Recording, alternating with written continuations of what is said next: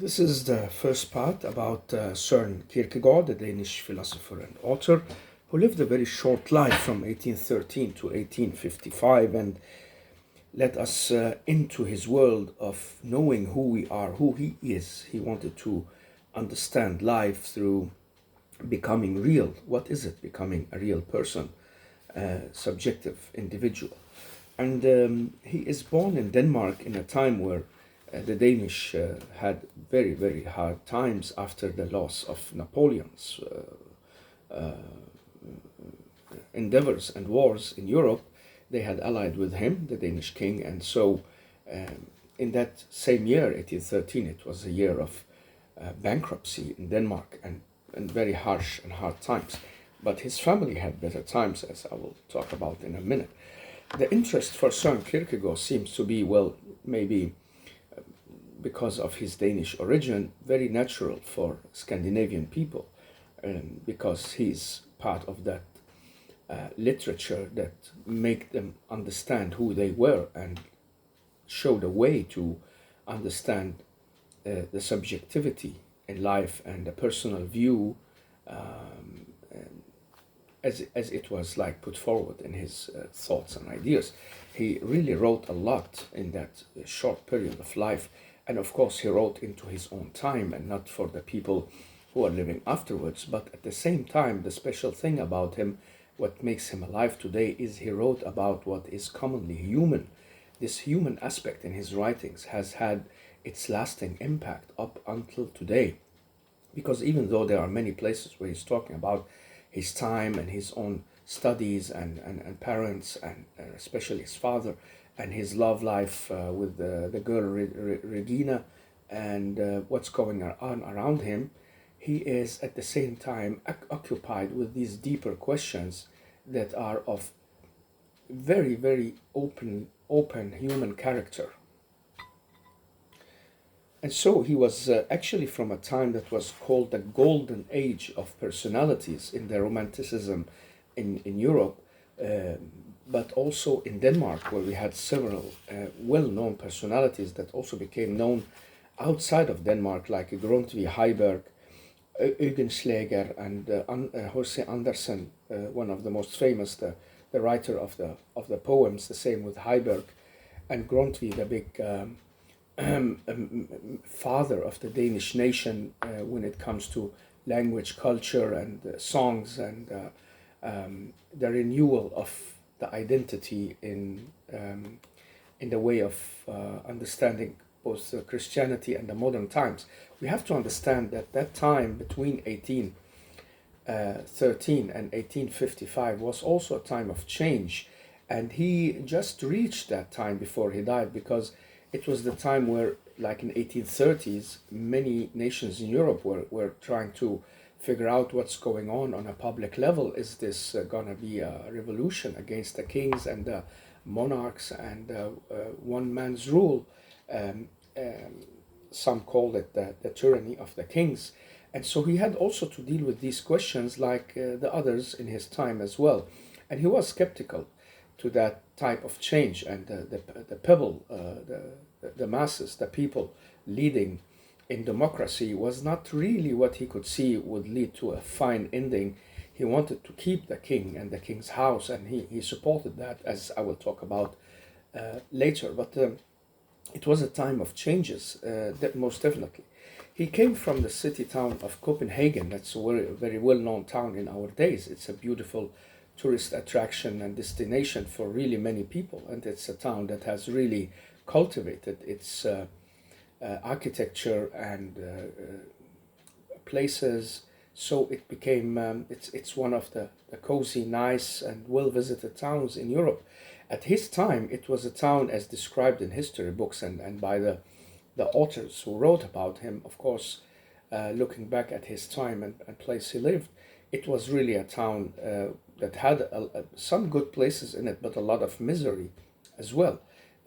Not really rich, a lot of poor areas. And one distinguished thing they mention is that the streets did not really have, there was no quite good hygiene in many of these quarters. And so when people had to throw out their night pots. They just put it in barrels outside, and sometimes it ran out on the street, and the smell was really unthinkably ill and bad. And so it wasn't. It was a town that actually also got infested by these troubles that followed from these kind of situations that lacked the hygiene and the understanding.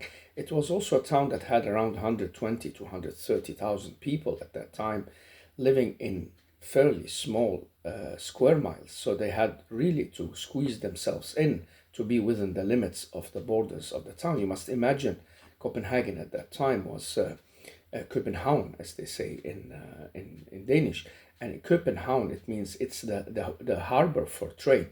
This is the meaning of the city. Copenhagen, this is just an English variation, but Copenhagen is the place where you trade near the harbor.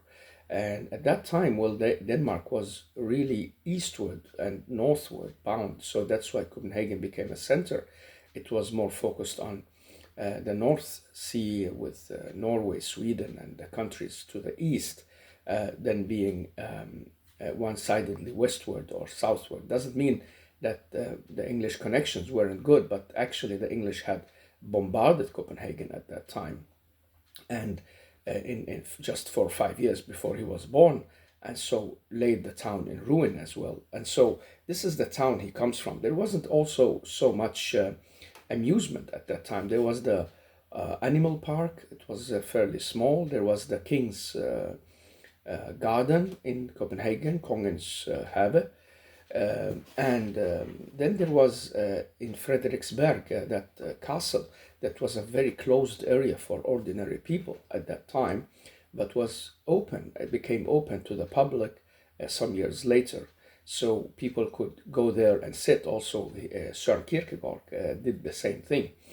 Soren Kirkegaard, you know, Soren is a Danish name. It's a very well-known ordinary Danish name, and Kirkegård is just taken from where they were actually born and raised. It was in a pastorate out in West Jutland, where his parents were born, and so was he later, as the last of seven siblings. And in these times we're living in, where people in Scandinavia barely gets 1-2 kids, it's hard to imagine 6-7 siblings. But at that time it was very much the case, because many of these kids died, as you will see with several of his siblings. One died on his trip to America, 2 died as kids, and 1 died of illness. And so it's hard to raise kids, and you need a lot of them if you want 1 or 2 to survive. He was one of the survivors, but was not that strongest one among them, as we will see later. Well, that's Kirkegård. It means the churchyard, or the place where you have the farms, the church farm, and so it can be like interpreted like church farm.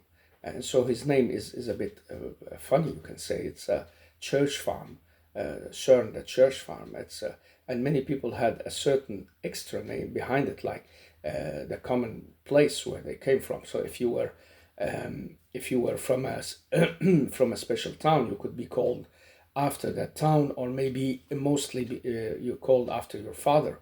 So his father's name was Michael. He should be called Michelson. Actually, it means the son of Michael. But that will also have been a very beautiful name for him, Søren Michelson. But well, his name was Søren Kirkegaard, Søren O.B. Kirkegaard, and they could have been called Sønning, because it was the town where they also were grown up and lived in that time they were. Anyhow, back to Copenhagen. It was like in that time that there wasn't a lot of amusement. A few places, and the Tivoli was, well, not really there yet, but it was gonna be later, and he was gonna predict that that amusement was very well suited for the Danish town of Copenhagen and Danish mentality. And that reflects also his own mentality of humor and irony, and the way of seeing life as a walk in an amusement park at the same time.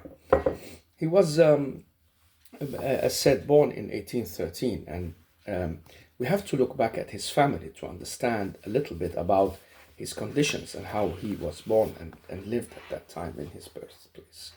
And that's important in many biographies where we go back and look at the family history and the persons that affected the main person we're going to talk about, because, well, culture and nature has a big impact on us as humans, but also it's like kind of looking into how families really manage, were they wealthy or not, and how many kids were there, and what were their ways of life.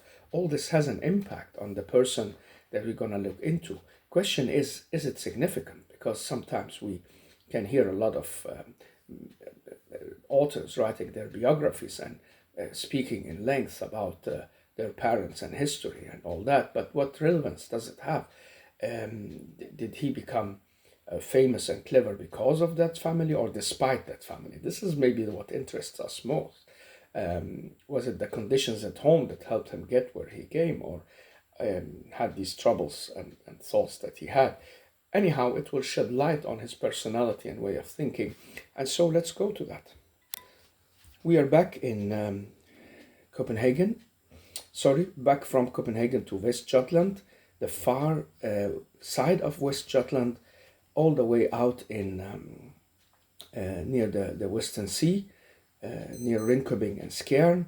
There was a small village called Sædding, and in that small village there was a small church from 1325, very strongly looking and harsh stone church that had survived many centuries. And near that were several farms, and on one of these farms his father was born. He was son of Michael. Michael was son of Peter Christensen, who was a farmer out there on these farms. And so his father was born in 1756 in these times, and they got this name Kirkegård because of their relation to that farm church. It's not really helping us to understand, because there are a lot of churches and a lot of farms, so it wasn't really the most genius and unique name that people could get at that time, but, well, it came after the importance of people. One very, very specific incident that happened that really springs to mind is that his father, when he grew up, was a heavy-minded man and has affected Søren really much. And one of the stories that is told about his father was that he was out working to guard sheep in his uncle's yard. And so at that time, he got so angry at his destiny. He was a young boy, the father of Søren, still a young boy, but wasn't happy with his destiny. And so he put a threatening hand in the air against the heavens and threatened and was very mad and angry at God up there for leaving him be so helpless, so unhappy, so much in misery.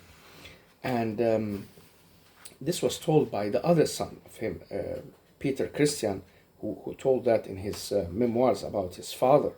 And that put really deep lines into his mind and thoughts, Michael Kirkegård, the father of Søren, because he later regretted all that and saw that, well, it wasn't nice of him to threaten God in heavens and to look at himself as the miserable one.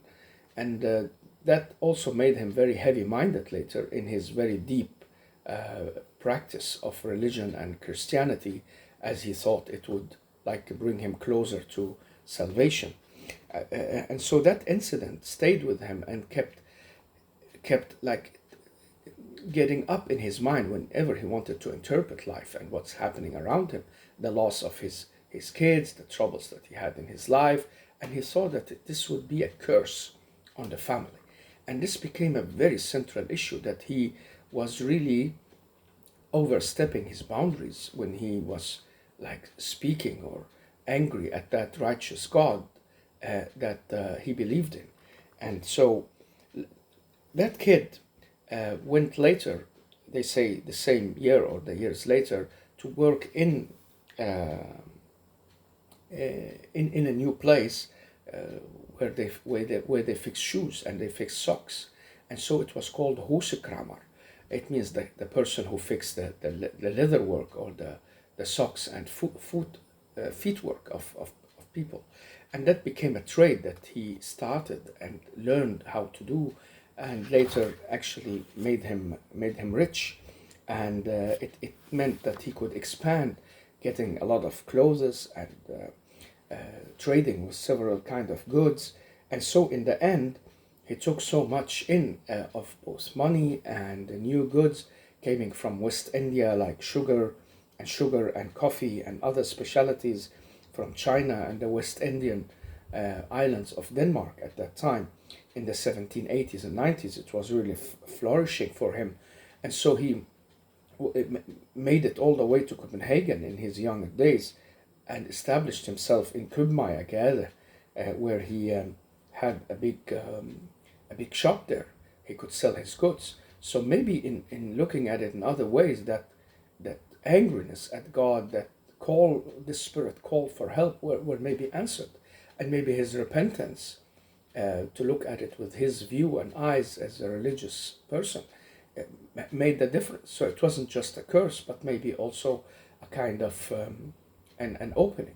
And maybe it was both. Maybe it was both a curse and a new blessing in life, and that blessing was given later, and given twice, both with the riches and with his son, Soren Kirkegaard. So he was also like a kind of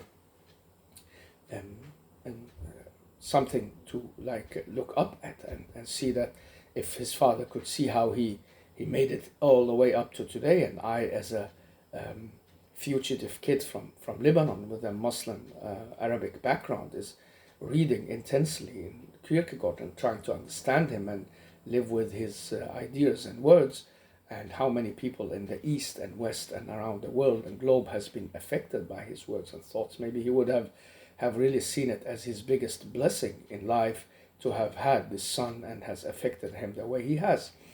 And so it's sometimes a wonder to stop up and see, what is this calling out to God or crying out to heaven and looking at our misery and sometimes getting angry at that God. It happened to me actually when I was in Greenland several years ago, where a very dark winter December day in 2016, I hear a long story, but I was really in a depressed mode, and I did the same. I just found myself looking up on my way home and crying out to that God, what are you leaving me here for? Why am I here? And I was really angry of that abandonness that I was felt to be left in. And I knew that could have brought a curse with it, and maybe it did, because I had some hard years. So suddenly I could just see how I lived through that situation his father had been living through the rest of his life, being scared of what he had done as a young boy, being dissatisfied with his destiny. At the same time, well, it can sometimes be the gate knocking on the door of heavens, to be given some answers that can carry the blessings with them. And who says that money alone is a blessing? Many times it's the awareness that is the blessing. Anyhow, this is a story that's very significant in his life. What about his mother? His mother, first of all, his father married a woman who died 2 years later, and they didn't have kids. But later he married his mother, called Anne, Søren's daughter. So the daughter of Søren, called Anne, and so she called her youngest son after her father. So he's named like that. So Anne Lund was from 1797, and she became married later to Michael, and he was becoming a very rich man at this time and had plenty, so he could get his kids, and so he did. He was really having kids from 1822 to 1855. The eldest, a girl called Maren, then Nicolina, then Pietra, then Peter, then Søren, Michael. That's another brother that died early on, very early. He was like 7, 8 years old when he died of illness, and Nils Andreas, who also died relatively early on his way to America, or maybe on the way back from there. And then Søren Obi, the youngest one, and this is the person we are about to talk a lot more about, and who gave the family all this interest in history books and in the books of and the minds of the Danish. And so, by the way, that brother Nils Andrea, who went to America, he died of tuberculosis. He was there to seek his happiness and fortune, as many people did at that time. We have to remember the 1820s and 30s were also years where people migrated from Europe after the wars and the misery and the troubles and harvest failures. They tried and they looked at the new land as the promised land and the golden place to be. And so many people tried to reach there and get there. And many died on their way or died later because the illnesses were so spread in these very poorly equipped places they came to, and many times on the ships where they actually gave the disease over and over to each other and to many people. And so we know today it's called viruses that can transfer from one body to another, but well, they didn't know that, and so things happen as they do, and then a human life is lost. When looking back at himself, Soren Kierkegaard had written in his own memoirs that he was the bad currency of, he was the special currency of a bad times, because the situation was not so good in his time when he was born. It was the year of bankruptcy, so even the very fine notes of money did not have that importance they should have had. It's like if you have 100 of the Danish kronas and they were really something, if you are in a situation where there's inflation and bankruptcy looming in the horizon, well, they will lose their value and they will be devaluated. And that's how he saw himself, that he was born in that strange year of devaluation, and that's why he saw himself as something very special but devaluated. And that's a way of having irony and looking back at himself with that kind of funny notion that, well, yeah, I was an important guy actually, but I was devaluated already from the day I was born. And this is a kind of Danish humor that can be hard to understand in many cultures that do not have and share that kind of self-irony, as it is called, like to laugh at yourself and who you really are. So in many ways, he was both a famous person at the time he wrote it. He was maybe 40 years old, 42 years, 30, in his 30s.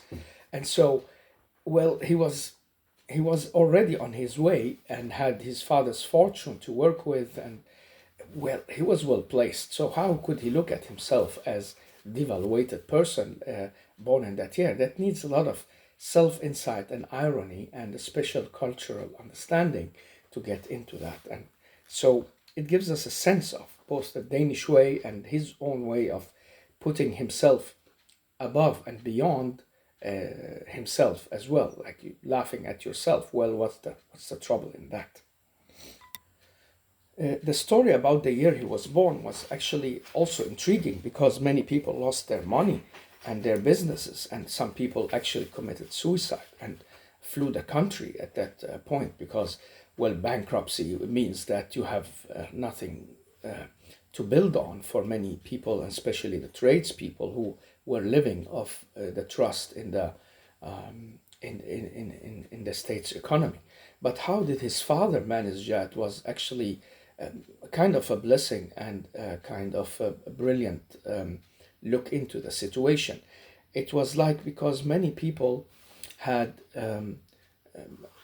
put their interests in a lot of the gold and silver and valuables that were available at that time, and so they used them as a commodity and as a way of also saving their money. But when everything was devaluated and lost its value, many people lost on that. His father did a thing that made him come through the crisis by they say sheer randomness, maybe sheer luck, but I think if you're a believer and if you are a religious person, you'll also see it as a way of guiding from heavens and angels. You will see it as a blessing in life that you came through. And he himself, the father, was not really sure how he got through, because he had this feeling of guilt. He saw a cynicism in his way of doing it. It was because he put his money in the king's obligations. And these obligations were like a way of securing his money in the hands of the king and the state. And so while everything else went into ruin and other people went into ruin, well, these papers of obligations from the king were the only ones that kept their values. And that was very, very strange at that time, because many people really lost a lot and, as I said, fled the country. And so he was like that gloomy figure, Michael Kirkegård, the father of Soren, and looked at it as if this Asal Mammon was given to him as a kind of curse, because he had cursed heavens and God and was angry on that righteous God didn't accept his destiny, so he was given it to suffer with it and to get it despite the other people losing it. So he had a deep feeling of guilt instead of being happy about it, and that followed him the rest of his life. And he saw that this was the curse of the family that would lead them to great losses. And so he believed in the biblical word of that the sins of the father would be inherited in the sons. And he was so afraid. And when he started seeing, well, God is actually cursing me with this money because, well, I made money on because maybe I think somebody told him to do so, or maybe he had just a sheer luck of doing so, despite everybody else doing something else, putting their money on gold and silver and other valuables. He saw it as a curse more than a value in his life, and that is a kind of way of God pushing him out that would mean the destruction of his family. And then he also fell on this lady Annelon that became the mother of Soren, and had actually connection to her, they say sex or physical connection to her before marriage, and then he married her very quickly afterwards, so he could keep his honor and her honor as well. That's the times they were in, and maybe are lost in the times we are in now, that this kind of idea and notion of honor and so on has lost its value in many places. Doesn't mean it has disappeared, and many people can still understand what it means and also relate to it, but it's different times. At that time it was much harder just to have been with a girl and then leave her. You have to do something about it, and so he did. And so he saw this as a three-folded cross on his back, lifting his own misery by, first of all, being cursed back by God, because he cursed God and heavens, and at the second time, well, he got all this money, this mammon that would lead him straight to hell and lead him to the losses of his life, because it's about always being aware of your religion and your way of salvation and faith. This is how we should understand this, because it's about where you are going in life, what kind of values you're carrying. For him, for Michael, well, it was like carrying around a heavy burden of a lot of winnings, while everybody else has lost. And why did he get these winnings? Maybe he cheated, and maybe he was cynical, and he did things he shouldn't have done. This is how he interpreted the way it happened. And then his pre-marriageal lust, the bodily lust, going on this girl and being with her, was actually very harsh on him in his life and stayed with him. And it also affected his sons, because they could hear him confess at night, and he was sometimes very, very broken, so he needed their help. And so Soren was one of these kids that actually followed the father in this and saw it very closely. Something else that also affected the family was, of course, religion.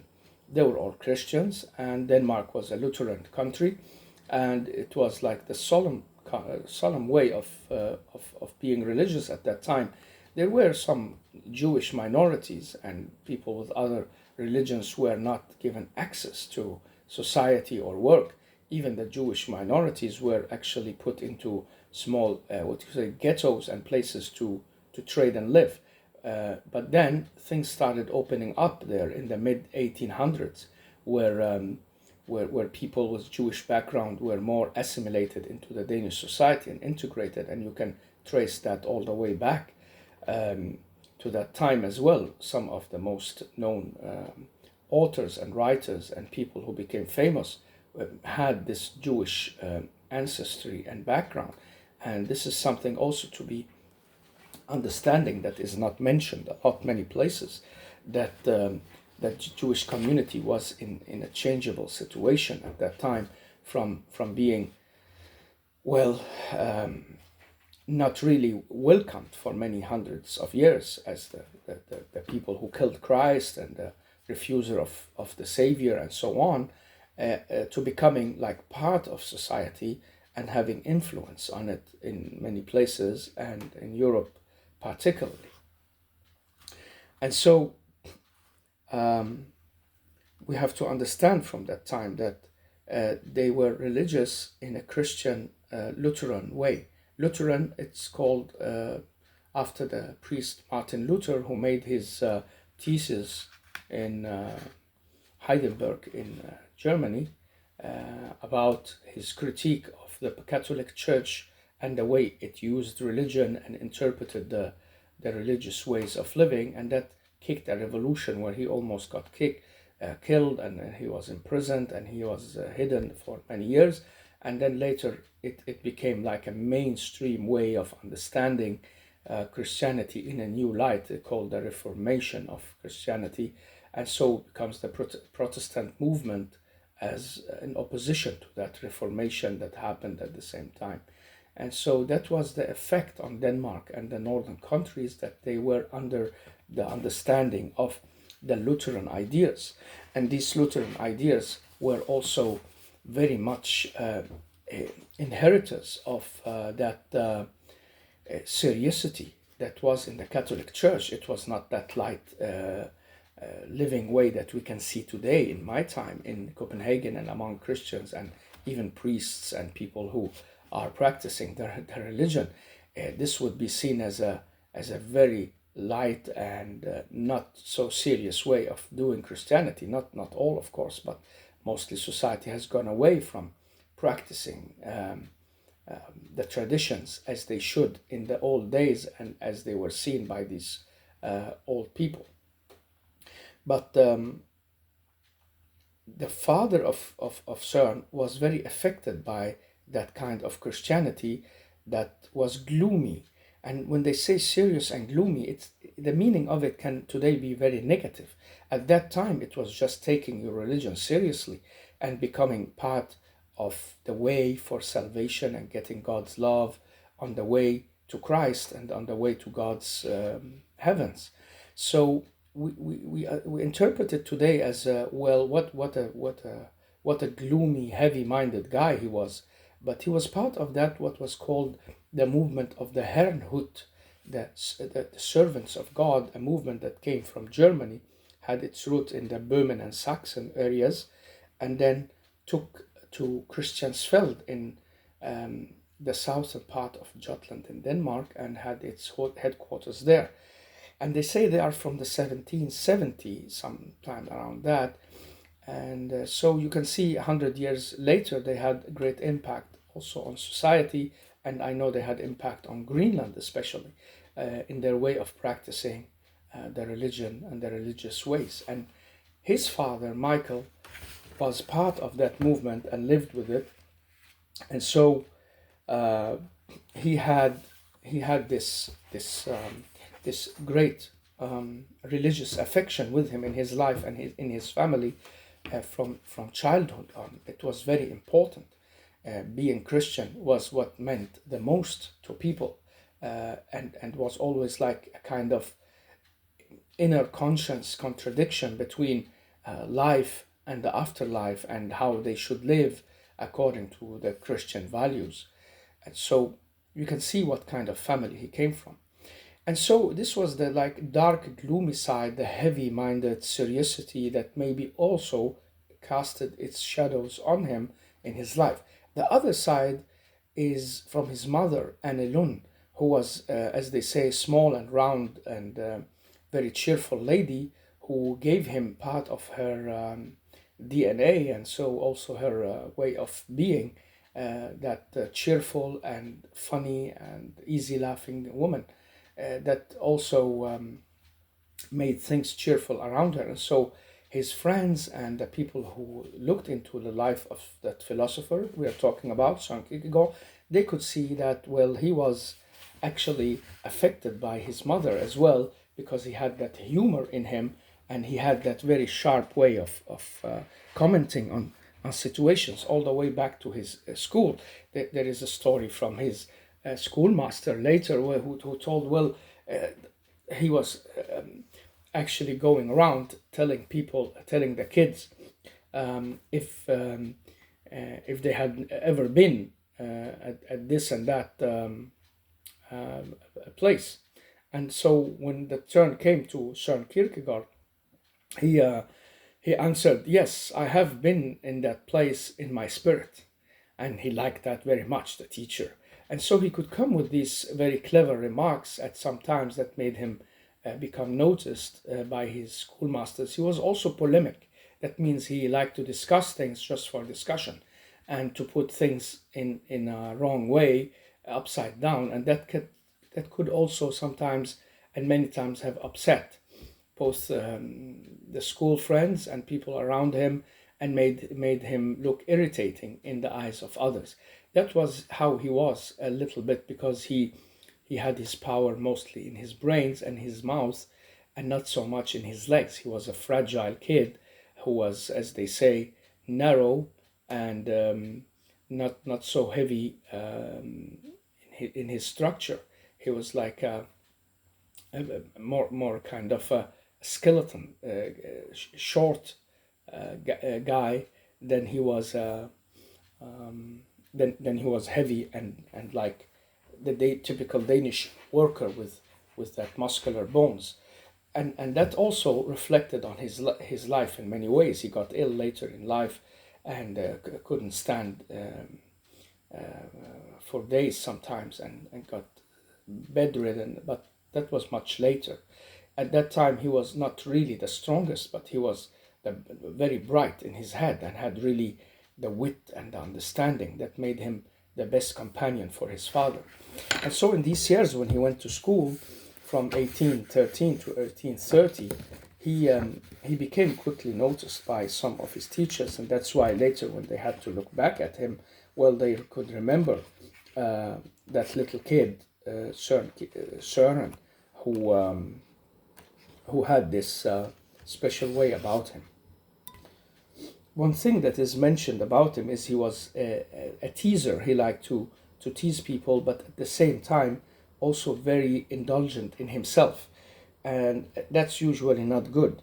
And so he was called the fork, because he was like a fork, always teasing and pricking, and at the same time seeing himself as very self-important as a person.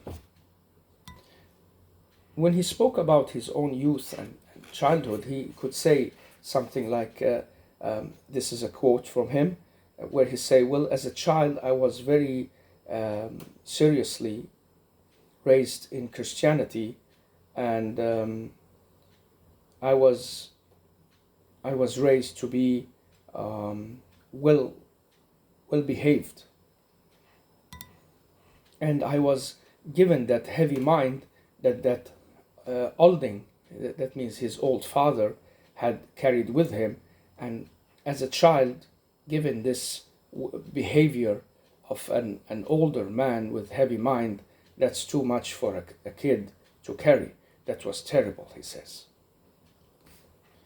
And he mentioned also the story of his father cursing God, and he mentioned at nights where the father couldn't sleep because of this feeling of guilt, and he had to stand up and go and confess, as was in a very, very shattered and crying situation. He went to the cross on his knees and had to get help from his kids, especially Peter, Christian, and Søren, to help him up again, or to help him sit there without turning over. That made a lasting impression of Søren, and he said later to one of the bishops, the Bishop of Aalborg, well, that's our story. This is my story, my childhood, and our fathers. This is our father's story and ours too.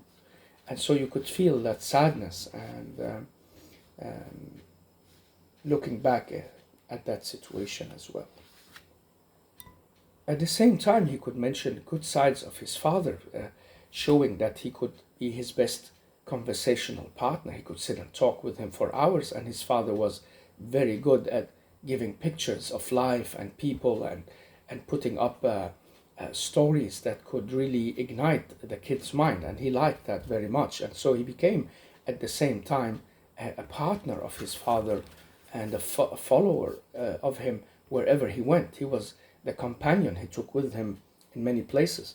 And one thing that Søren later reflected on was, well, that his dad wasn't doing all that because of ill-mindedness. He didn't want them anything wrong.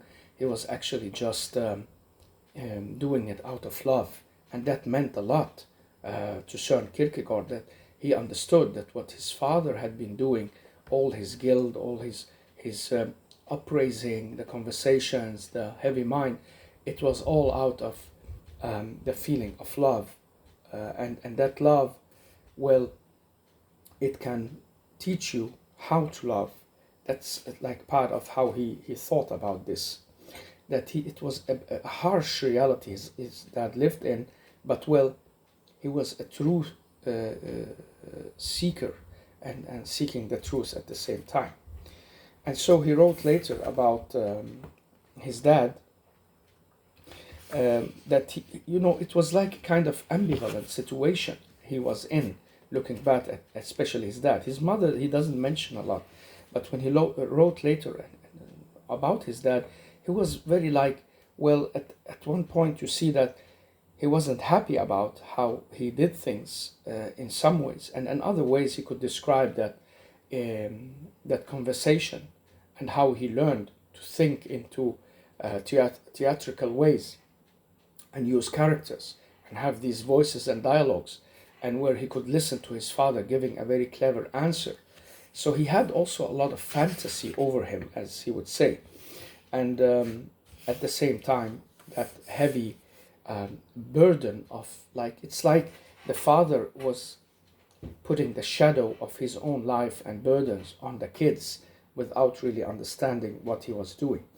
And all that was translated later in his works, where he had these talks. If you want to get back to that, you will have to read about it in his talks of this guy Johannes Climatus. That's him, and he has also a talk with his father that resembles his own father, and so you can see that side of his life reflected in Johannes Climatus and the talk he has with this fatherly figure that he was very much attached to. And in his talks, this Johannes Climatus, well, he got to understand the act and how to use it. And so all at once, he says in one of his quotes, all at once everything was turned around, and the explainable made unexplainable, and the very certain thing became uncertain, and things that were opposite became enlightened and became clear. And so he liked it somewhere inside him. He said in his own words that his soul really liked this aspect about the act and the actors and the way they could put up these scenes. It was not real scenes. It was in the conversations and talks where they like kind of imitated these people and ideas, and could put themselves in their place, and what would they say. And so he started philosophizing about that already from a young age. He started looking into, well, how can this be used, and what is it that's thrilling about it? So here, where like the small seed of philosophy and the philosopher were actually gonna grow out of that. Then he had many years on the school bench, and he lived it with also some kind of ambivalent situation, and was not all totally what he liked. Sometimes he got bored at school, and sometimes he wasn't like really the one who got the best out of it. But mostly he had his good days there, and got a really good reviews also from his masters. And he talks about this school later in his life by saying, well, uh, for him, the school was a place where the soul could be matured and the energies could be awakened. This is what he saw, not about learning this or that. It was about the upraising, so the spirit could be matured and the energies could be awakened. And that's a very beautiful way to say it, looking back at the school. Maybe in the same time saying, well, the school wasn't like that, but that was what he really wanted out of the school, to get that maturity and that understanding, and to awaken his senses, to dig deeper into life. So we can already sense a kind of Socratic awareness in him there. And we must understand that, I'm trying to understand as well, that everything he's doing and talking and telling about from his own life and stories and reflections, and some other people he's describing, is all about one thing: to become aware of who he is and to fulfill that project of being human. What is it to be alive and be a living being, truly in life? Who are you really? And so you have to look back at all that and give it a sense of personal touch. The others who reviewed Søren Kierkegaard at school, when they looked back at his time at school, they could say that he was a kind of contradiction nobody really understood. And that's a funny thing to say, because that's exactly how a philosopher usually is: a contradiction people cannot really understand. On one side, he is the guy who made his lessons and was very good at his work, and orderly, and listened to the teachers and masters. And at the same time, he was ready to both cheat, be polemic, discuss, and criticize in different ways. And so it was difficult for them to put him in a box. But a good thing came out of it later, when the rector wrote about him that he had a bright head, open for everything, that he looked into with great interest. And he was, in many ways, in his childish ways, without seriously, a deep lust for freedom and independency that also showed in his behavior, but at the same time in a good-willing, sometimes strange and unshy way that really sometimes hindered him in taking anything in with great interest, that he could not take back to himself. So this is a strange phrase from the master, trying to explain something about Søren Kierkegaard, that he had a bright head, open to everything, wanted to learn whatever he wanted to have interest in. At the same time, not that serious person. In our time, maybe we will see him as, oh, too serious, when we look at the kids of our time and putting it in the relative context of how we see most kids today. But maybe at that time, his lightness and way of being, cheerfulness and humor, irony, comments, made him look very light and not so serious. Imagine people from that time really over serious and walking around with great seriousness in mind, both in study and work and church and home. And so life was taken really, really deeply seriously, as if it was the only and last battlefield every day. And he was that kind of, and so what? Let's also look at the other side of it. And another thing that's important to mention is he didn't get many friends in school. It was like very limited in his youth. But he had one great exception that also later became someone who talked about him and explained him very much. Emil Boesen, his friend. He was born 1812 and died 1881. And so to sum up about his childhood, he's basically saying it himself, that the world became a conversation that he indulged in with somebody with higher authorities around him. This is the words of Johannes Clematus. It's like his own voice, but using this character to explain it. And it's a kind of conversation where he had given access and granted possibility to come in with his very silly comments and remarks. As funny as he wanted them to be, he was never rejected and never disturbed, whatever he came with. So it's like the yearning for that freedom, independency, and being yourself in that conversation with the other human, with your father, with the school, with life around you, and not the least with God, as he also would come to later.